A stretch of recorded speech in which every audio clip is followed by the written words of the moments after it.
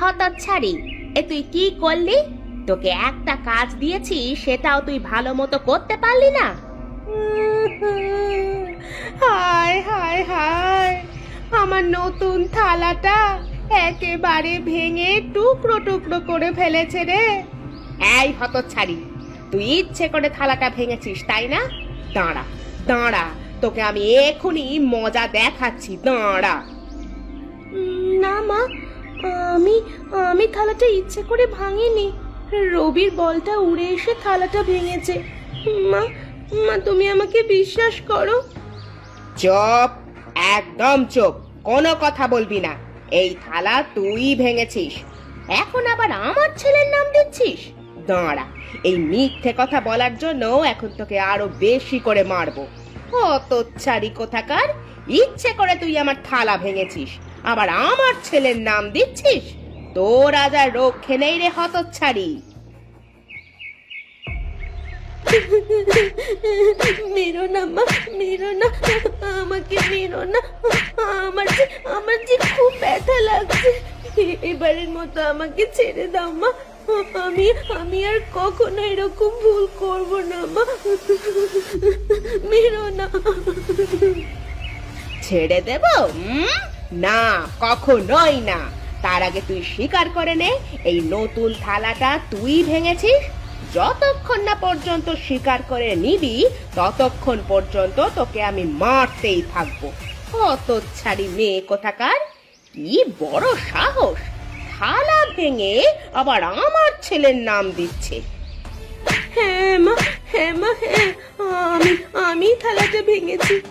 এবারের মতো আমাকে ছেড়ে দাও মা। আমি আর কখনো থালা ভাঙবো না মা।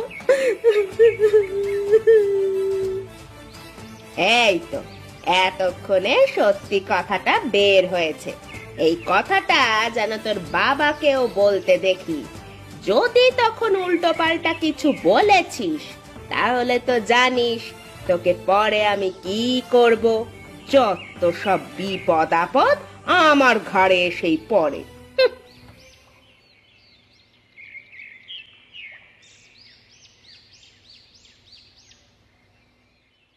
দিদি, আমাকে তুই ক্ষমা করে দে। আজ তুই আমার জন্য মায়ের হাতে মার খেলি। তুই তো জানিস আমি ইচ্ছে করে বলটি ওই থালার উপরে ছুঁড়ে মারিনি। আসলে খেলতে খেলতে হঠাৎ করে বলটা সেখানে চলে গেছে। তুই আমাকে ক্ষমা করে দে দিদি। না ভাই, এভাবে বলিস না। আসলে তোর কোনো দোষ ছিল না, আর তাই তো আমি যে তোকে কোনো দোষও দিইনি। না দিদি, আমার খুব খারাপ লাগছে তোমার জন্য। মা সব সময় তোমাকে কিছু হলেই এভাবে মারে, কিন্তু তুমি কখনো বাবাকে বলো না কেন? দাঁড়াও, আজ যদি বাবা আসে তাহলে আমি বাবার কাছে নালিশ করব মায়ের নামে। না ভাই না, ও কথা ভুলেও মুখে আনিস না। তুই কখনোই বাবাকে এসব কথা বলতে যাসনি, তাহলে কিন্তু মা আবারও আমাকে আরো বেশি বেশি করে মারবে। তুই তো আমার ছোট ভাই, দয়া করে তুই আমাকে রক্ষা কর ভাই, নয়তো মা আবার আমাকে মারবে।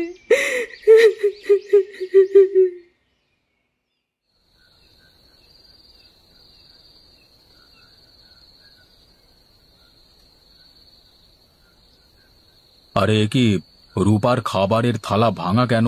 গিন্নি, তুমি রূপাকে ভাঙা থালায় কেন খাবার দিয়েছো?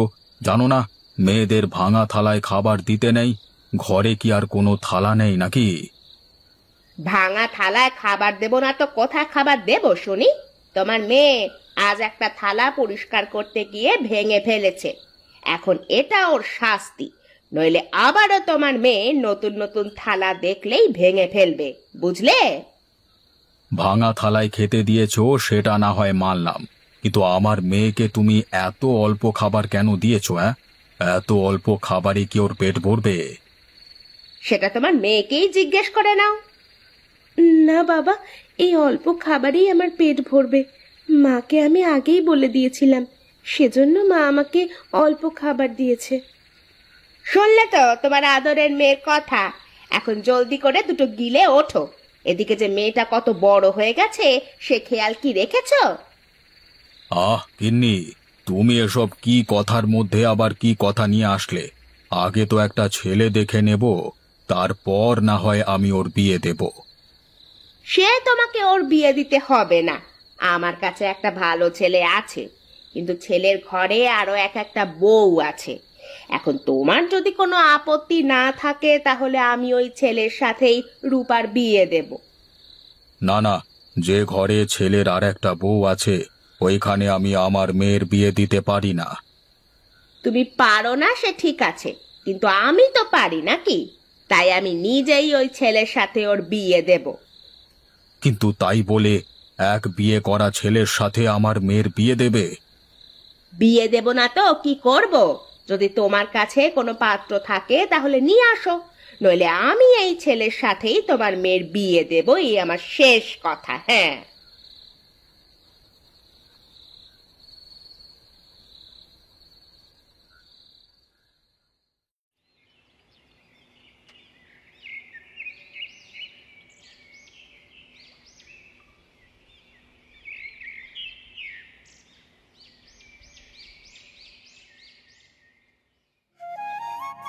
এই যে মা, ছোট বউ আর কতদিন বসে বসে খাবে?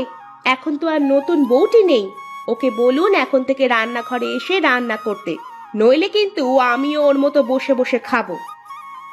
আরে বড় বৌমা, ও তো তোমার ছোট, ওকে একটু ছাড় দাও, আর কটা দিন যাক, দেখবে ও ধীরে ধীরে সব শিখে নেবে।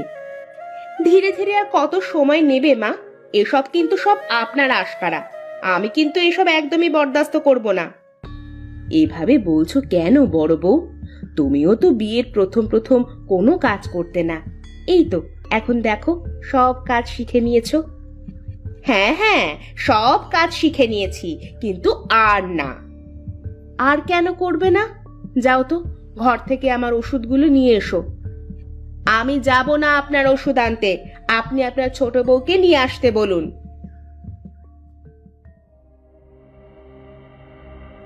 এই নিন মা, আপনার ওষুধ খাওয়ার সময় হয়ে গেছে, এখন জলদি করে খেয়ে নিন।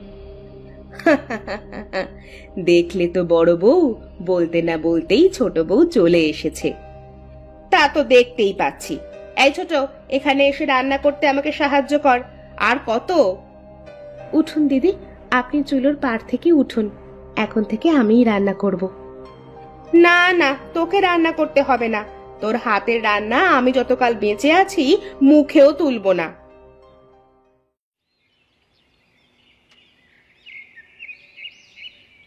গিন্নি, আরে ও গিন্নি, জলদি করে এখানে একটু আসো তো, তোমার সাথে জরুরি একটা কথা আছে। কি হয়েছে তোমার? এত ডাকাডাকি করছো কেন? কি করছিলে তুমি?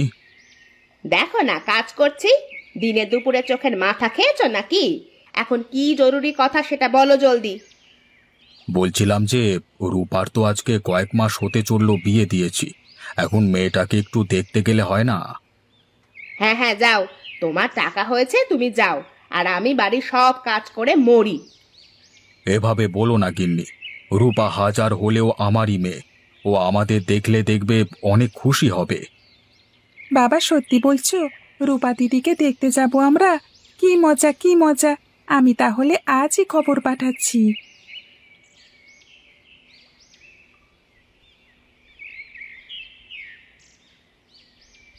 শুনেছ ছোট বউ, কাল তোমার মা আর বাবা আসছেন আমাদের বাড়িতে। সত্যি বলছেন? মা বাবা আমাকে দেখতে আসবে? ইস, আজ কতদিন হলো বাবাকে দেখি না, ছোট ভাই রবিকেও দেখি না। আরে বাড়িতে নতুন অতিথি আসবে, আর তুই এখনো দাঁড়িয়ে আছিস কেন বলতো? যা যা, জলদি করে বাজারে যা, বাজারে গিয়ে বড় বড় মাছ, মুরগির মাংস, যা যা পাস সব নিয়ে আয়। হ্যাঁ মা, তুমি ঠিকই বলেছ, আমি এখনই গিয়ে বাজার সদাই যা যা লাগে নিয়ে আসি। ইস, নতুন অতিথি আসছে, দেখবো ছোট বউ নতুন অতিথিকে কিভাবে আপ্যায়ন করে। মা, আমি আজই বলে রাখি, কাল কিন্তু রান্নাঘরে আমাকে পাবেন না।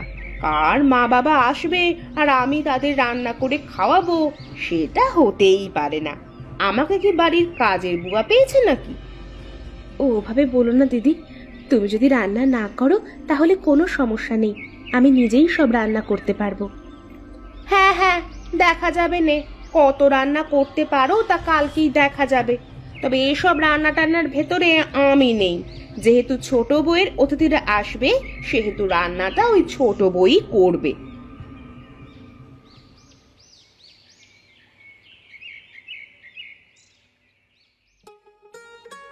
আরে ছোট বৌমা, তুমি কি এতগুলো সব রান্না একা একা করতে পারবে, নাকি আমিও তোমাকে সাহায্য করব?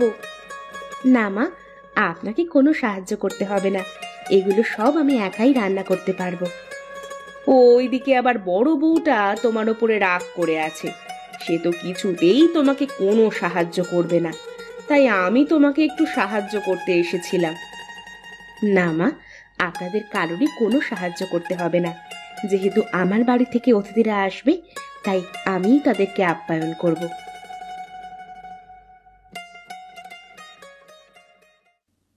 কই গো, তোমাদের কি রান্না হলো নাকি? এদিকে যে মেহমান চলে এসেছে, সাথে আরো একটা নতুন খবর আছে। হ্যাঁ, আমাদের তো রান্না বান্না একেবারেই শেষ।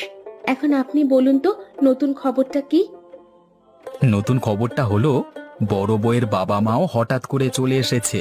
তোমাকে তোমার মা বাবার সাথে বড় বউয়ের বাবা মাকেও অতিথি আপ্যায়ন করতে হবে। আরে, এটা তো ভালোই হলো, একসাথে আমাদের সবার বাবা মা এসেছে। আজ আমরা ছোট বউ আর বড় বউ মিলে আমাদের অতিথিদের আপ্যায়ন করব। ছোট বউ, এ তুই কি বলছিস? তোর বাবা মা অতিথি হয়ে আসছে দেখে আমি তোকে কোনো সাহায্য করিনি, আর আজ আমার বাবা মা অতিথি হয়ে আসছে দেখে তুই তাদেরকেও আপ্যায়ন করাবি? হ্যাঁ দিদি, তোমার বাবা মা মানে আমারও বাবা মা, যেহেতু আমরা একবারেরই বউ। চলো, আমরা দুজন মিলে তাদের সবাইকে